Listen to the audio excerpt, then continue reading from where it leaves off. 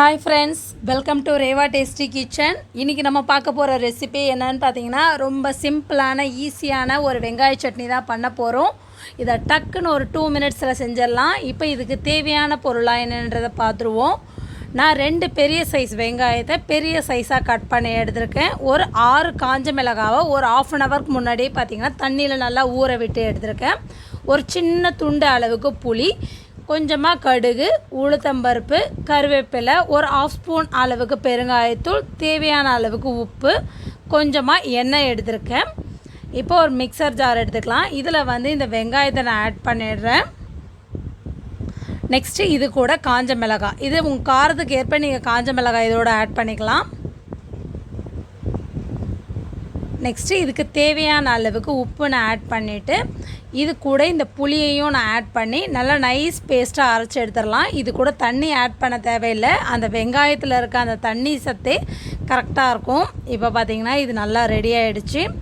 இதை நான் ஒரு பவுலில் சேஞ்ச் பண்ணிடுறேன். இது கூட நீங்கள் ஒரு துண்டு வெல்லம் வச்சாலும் இது ஒரு டேஸ்ட் பார்த்திங்கன்னா ரொம்ப அட்டகாசமாக இருக்கும். நான் இன்றைக்கி இதில் வெல்லம் ஆட் பண்ணல. இப்போ இது ரெடி ஆகிடுச்சு. இப்போ நான் அடுப்பில் கடாய் ஹீட் பண்ணியிருக்கேன். இதில் கொஞ்சமாக எண்ணெய் ஆட் பண்ணிடலாம். எண்ணெய் நல்லா ஹீட் ஆக விட்டு கடுகு ஆட் பண்ணிவிட்டு, கடுகு நல்லா பொரிய விட்டு உளுத்தம்பருப்பு ஆட் பண்ணிடலாம். நம்ம சேனலை ஃபஸ்ட் டைம் பார்க்குற வியூவர்ஸாக இருந்தால் நம்ம சேனலை மறக்காமல் சப்ஸ்கிரைப் பண்ணிக்கோங்க. அது பக்கத்தில் இருக்க பெல் ஐக்கானை கிளிக் பண்ணிங்கன்னா ஆல் என்ற ஆப்ஷன் வரும். அதை கிளிக் பண்ணிங்கன்னா நான் தினம் போடுற வீடியோஸ்லாம் உங்களுக்கு நோட்டிஃபிகேஷனோடு வரும்.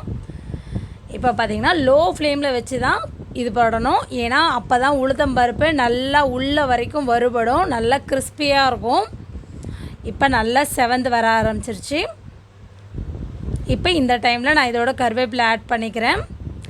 இது பார்த்திங்கன்னா இட்லி, தோசை, சப்பாத்தி, பூரிக்கு எல்லாத்துக்குமே இது ரொம்ப சூப்பராக இருக்கும் இந்த வெங்காய சட்னி. இப்போ நம்ம இந்த அரைச்சி வச்சுருக்க இந்த வெங்காய சட்னி இதோட ஆட் பண்ணிடலாம். இதை நல்லா மிக்ஸ் பண்ணி விட்டுடலாம். அந்த பச்சை வாசனை போகணும். ஏன்னா நம்ம லோ ஃப்ளேம்லேயே வச்சு தான் இதை மிக்ஸ் பண்ணி விடணும், அந்த பச்சை வாசனை போகிற வரைக்கும். இது கூட நான் பெருங்காயத்தூள் ஆட் பண்ணி இதை நல்லா மிக்ஸ் பண்ணி விட்டுகிட்டே இருக்கிறேன் ஒரு 3 மினிட்ஸ் கிட்ட. உங்கள் ஃப்ரெண்ட்ஸ், ரிலேட்டிவ்ஸ் யாருக்காவது சமையல் தெரியாத பிகினர்ஸ் இருந்தாங்கன்னா இந்த வீடியோவை அவங்களுக்கு ஷேர் பண்ணுங்கள். இந்த வீடியோ அவங்களுக்கு ரொம்ப யூஸ்ஃபுல்லாக இருக்கும். முன்னத்துக்கு பார்த்திங்கன்னா கலர் சேஞ்ச் ஆக ஆரம்பிச்சிருச்சு. இந்த டைமில் நான் அடுப்பு ஆஃப் பண்ணிவிட்டு ஒரு பவுலில் சேஞ்ச் பண்ணிடுறேன். ரெடி ஆகிடுச்சு நம்ம வெங்காய சட்னி. கண்டிப்பாக ட்ரை பண்ணி பாருங்கள். ட்ரை பண்ணி பார்த்துட்டு கமெண்ட் பண்ணுங்கள். என்னோடய வீடியோவை லைக் பண்ணுங்கள், மறக்காமல் ஷேர் பண்ணுங்கள். இன்னொரு வீடியோவோட நாளைக்கு உங்களை பார்க்குறேன். நன்றி.